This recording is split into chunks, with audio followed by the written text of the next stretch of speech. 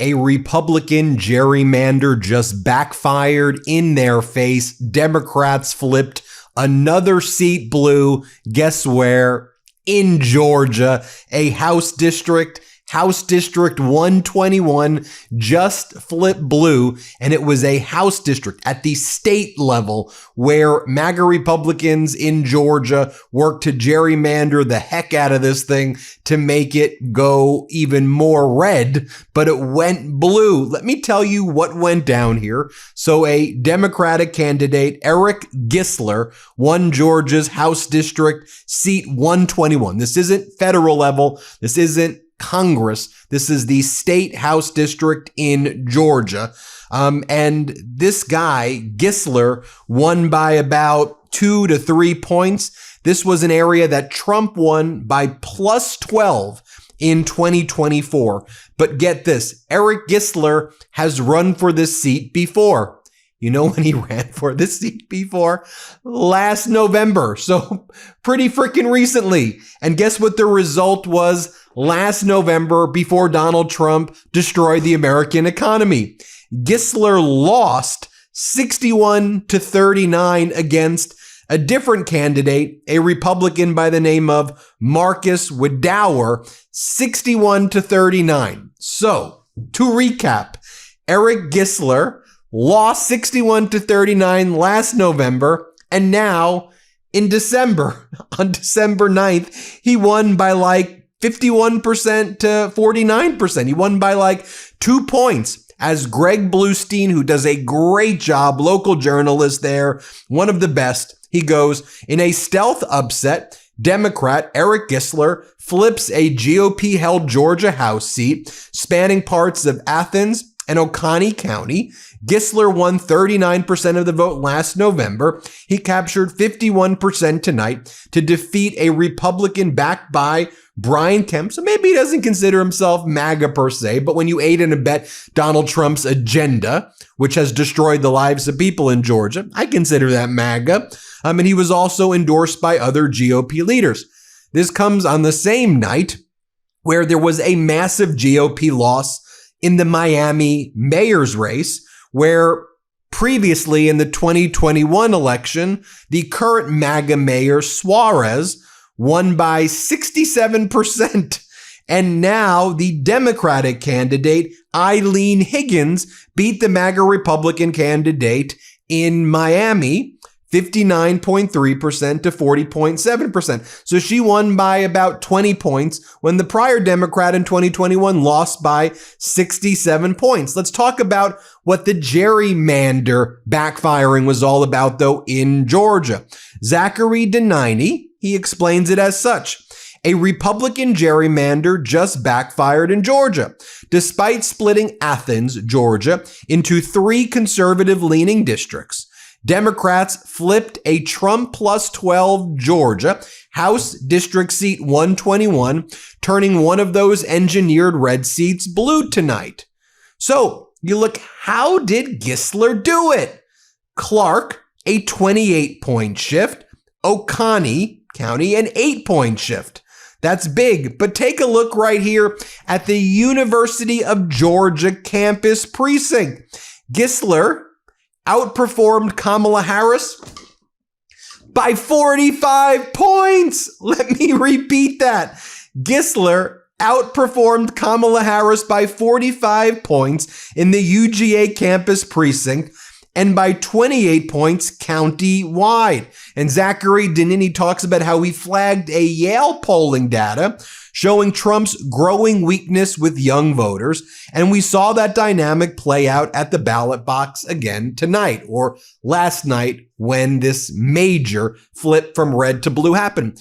And we've been covering here that these young voters, the 18 to 29, they have seen the rug pulled by Donald Trump. They know that they've been defrauded. They know that Donald Trump has sold their futures out to AI, to data centers. They can't afford rent. They have no future in buying homes. Donald Trump lied to them about everything. He promised that things would be affordable on day one. He lied. Things are less affordable. And now Donald Trump continues to tell them they're living in a golden age. Donald Trump has also used the Department of Education not to help the education of the youth, youth, but to engage in punitive conduct, attacking the youth, destroying their futures. And Donald Trump hates young people, and he is someone who's destroying young people's lives. But here's what I want to highlight to you. How did Eric Gisler win this? What was his message? Affordability, affordability, affordability. So here was an interview that he did. It got about 174 views before I pulled it. But we do our research here at the MeidasTouch Network. And during this interview with the Athens politics nerd, shout out Athens politics nerd. We see the work you're doing, politics nerd. Keep up the great work over there. I love politics nerds. I'm a politics nerd. Gisler was talking to this politics nerd about, lots of people who held their nose in Georgia and voted, I don't know why I did that, and voted for Donald Trump. They thought that they were getting affordability. But watch how Gisler describes what actually happened. Here, play this clip. A lot of people who pulled, the ballot for Donald Trump last year, they didn't sign up for this, right? They voted for lower prices. They voted for lower taxes. They voted for traditional, Republican values, smaller government, all those kind of things. They're not getting that. I mean, I just read that we passed the national debt passed $37 trillion in August, passed $38 trillion last week. That's $1 trillion in 2 months, right? They're not getting a small government.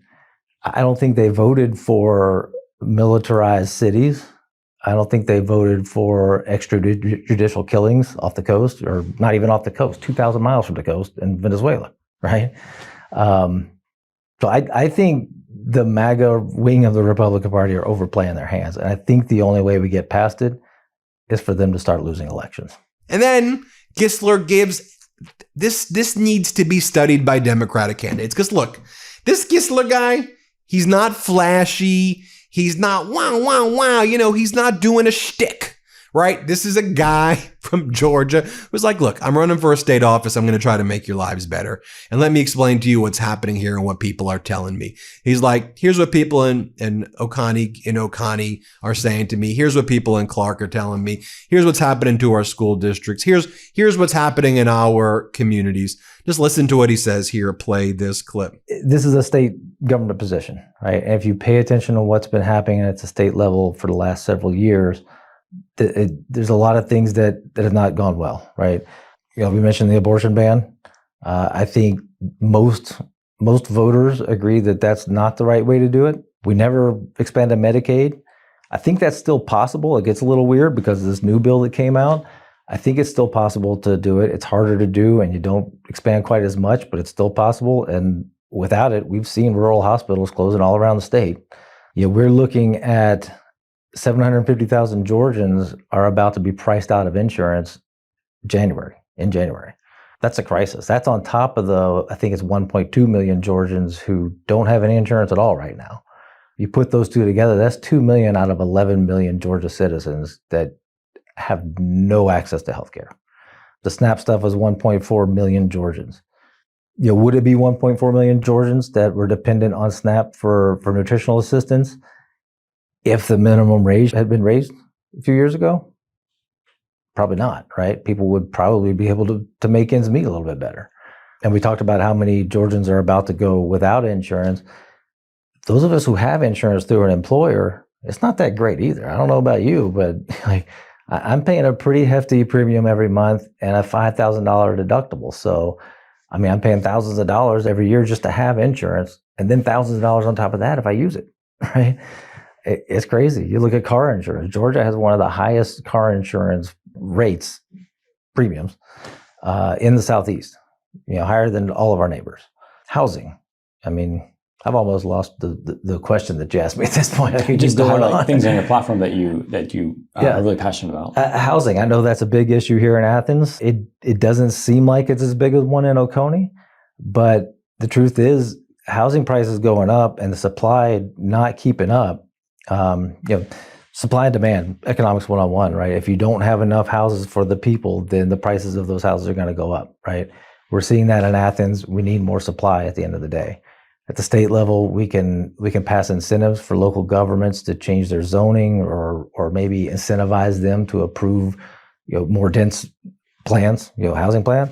People don't think that's impacting Oconee County, but if you think about it, why do most people move to Oconee County? You probably know, right? It's a school system. It's one of the best school systems in the state, if not the country. People like to move there, and who moves for school systems? It's young families. Well, if things keep going the way they are in Oconee County, young families aren't going to be able to afford to live there. And I think a lot of people out there don't even see it coming, but it's there. It's on the horizon. A-hole, stuffing slot, gravy spout, Santa's coal hole. They're only naughty words if you wipe. Your friend who's experiencing a full body betrayal in the bathroom does not want a beard oil kit. Give them daily dignity and endless luxury they'll actually use with a Tushy bidet. Whether you're shopping for a bro, CEO, daddy, activist, you name it, give the gift that refuses to pick a lane. Now let me tell you about my own experience with Tushy. I got the Tushy bidet that they sent us, and honestly my favorite part is how sleek the thing looks once it's installed. It actually fits right into the bathroom vibe without taking over the space. Installation took me 10 minutes, no plumbing, no stress. If I could do it, you could do it too. And the first time using it, way better, cleaner, and easier than I expected. It's just a totally different world compared to traditional toilet paper. You really do feel a whole lot fresher. Tushy is the everyday luxury bidet that instantly transforms your bathroom habits and bottom health for life. It's practical, it's easy to use, and 99% of people who wash with Tushy Wave feel cleaner and fresher. The soft closed seat, the separate front and rear nozzles, it all just works. And people who make the switch use up to 80% less toilet paper. Remember, a-hole is only a naughty word if you wipe. For a limited time, our listeners get 10% off their first bidet order when you use code MeidasTouch at checkout. That's 10% off your first bidet order at hellotushy.com with promo code MeidasTouch. MEIDAS10. Now, you contrast that to what Donald Trump has been saying. And Donald Trump says that, everything's an A+++ with the economy and things are great. Here we have on CNN, Philip is fact-checking him and saying, Americans aren't giving this guy an A. Play this clip. Now, many Americans would disagree with that grade that he gave himself. A Fox News poll found 76% of voters have a negative view of the economy. Now, that's 6 points higher than how they felt at the end of the Biden presidency. That's really saying something. And then from Donald Trump's speech in Pennsylvania at a small casino, he did it at Mount Airy Casino. He did it in like a wedding reception area. That's what Trump's been reduced to. No offense, I'm sure it could be a nice wedding venue, but this is where Trump's rallies are, in tiny wedding venues. Here's what Donald Trump says. He goes, they said prices are high, but they're going down substantially. Play this clip. And I said it the other day, and a lot of people misinterpreted it. They say, oh, he doesn't realize prices are high. Prices are coming down very substantially. But they have a new word. They always have a hoax. The new word is affordability. So they look at the camera and they say, this election is all about affordability. Now, they never talk about it. They never talk. Thank you very much. They say I'm not allowed to run. I don't know what the hell that's all about, but that's okay. They said 4 more years. You see the new hat? We have 4 more years. Now, you'll also recall in Georgia, back when the blue tsunami hit in early November, do you remember that in Georgia, 2 of the statewide Georgia Public Service Commission positions flipped? And it was one of the first times you saw a major statewide race flip like this in like decades. This was a big, big deal. And they were both nearly 30-point shifts. So the Public Service Commission seat 2 shifted from an R+2 to a D, Democrat +25. Seat 3 flipped from an R+2 to a D +26. That was on the Tuesday in November when that blue tsunami hit as well. And folks, look, I'm certainly no Marjorie Taylor Greene fan, even as she's reinvented herself as this anti-Trump crusader. I think a lot of it is BS, but I'm glad she's speaking out about Donald Trump, but she added to the toxicity in our politics, and I'm no Marjorie Taylor Greene fan. But she knows Georgia. I mean, she's won a lot of elections there in her congressional district, and she sees what's going on there with Republicans. Here's Marjorie Taylor Greene talking about how Donald Trump bragging that the economy is doing well is the worst political move. And she talked about those Georgia statewide races back from the Tuesday in November where the blue tsunami hit. Here, play this clip. And so I think it's absolutely the worst move, and it's the worst political move to have the House in recess and for us to not be here working. Do you believe right now, as we talk about, the situation that's taking place here with the shutdown, do you believe that Republicans as a party right now are unified? Are Republicans fractured? Somewhere in between? What are your thoughts? Well, it seems like Republicans in Washington, D.C. may be unified, but I don't think they are across the country. I think there's a lot of disenfranchised 2024 voters. And I think that was clearly obvious in Tuesday's election. Now, there's pushback against me saying, well, we knew Virginia and New Jersey and New York would go Democrat. And of course, that's true. I said the same thing, but I'm from Georgia and we lost 2 statewide public service commission seats and we lost them heavily. Democrats won those seats at 60%. Republicans only got 40%. There's other races in Pennsylvania and Mississippi proving the same thing, that voters are not happy. But really, I'll push everyone to pay attention to the true financial hardship that Americans are facing right now. And this is very much affecting my children's generation who are 22, 26, and 28. And that generation is looking towards the future with very little hope. And so for me personally, I ran for Congress in 2020, criticizing Democrats and Republicans almost equally, that Congress and Washington, D.C. always fails the American people. And I think the alarms are blaring right now. Now, finally, as I talked about this Miami mayor's race, where it was the first time in 30 years that the mayor's seat flipped blue, here was Eileen Higgins at the debate with Gonzalez, the MAGA Republican candidate, Emilio Gonzalez. And this was a pivotal moment where Trump's endorsement of Gonzalez came up, and that proved to be the dagger that destroyed Gonzalez's campaign, because Trump is toxic right now. Play this clip of what went down at that debate. With the thing that has gotten you a lot of attention, the fact that you were endorsed by Donald Trump. Was that something that you sought? It was something that came to me quite by surprise. I literally was resting, reading, my phone went off, and I thought, gee, what happened? Somebody died.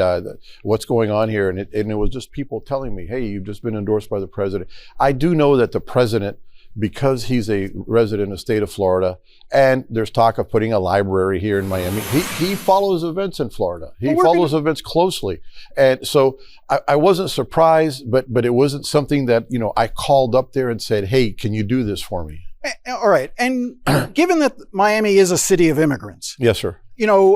When you accept Donald Trump's endorsement, when he tweets out and puts out on there that he believes in you because you agree with his vision when it comes to migrant crime and the rest of it, I'm curious, do you support the president's policies when it comes to rounding up immigrants? 60% of the residents of the city of Miami were born outside the United States. The vast majority of the people who are being detained, who are being picked up, do not have criminal records. Are you supportive, and will you help Donald Trump enforce that policy? Well, you just said it. I support rounding up people who commit crimes. The president says that I support putting down migrant criminals.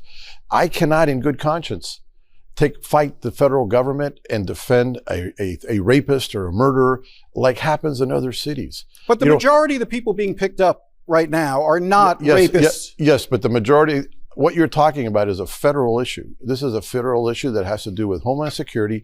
This is not an issue that has to do with the mayor of Miami. Now, mind you, I know who to talk to. I've been the immigration director. I can advocate for our community, which I certainly will. I plan on adding an immigration services staff member to help guide us through this. But this is not a topic that you want to just take on the president for. It's ludicrous. The president sees Florida as very important. He sees Miami as very important. And he has backed me because he feels that I have the leadership qualities to bring the city forward. I want to bring Eileen in on this, just on the issue of immigration policy and the next mayor of Miami. He's absolutely right. Mayor of Miami does not have say over federal immigration policy. But there is a sense that if Donald Trump is supporting you, that there is a tacit agreement with the policy. Are you concerned by what's happening in the city of Miami? I'm very concerned with what's happening in the city of Miami for two reasons.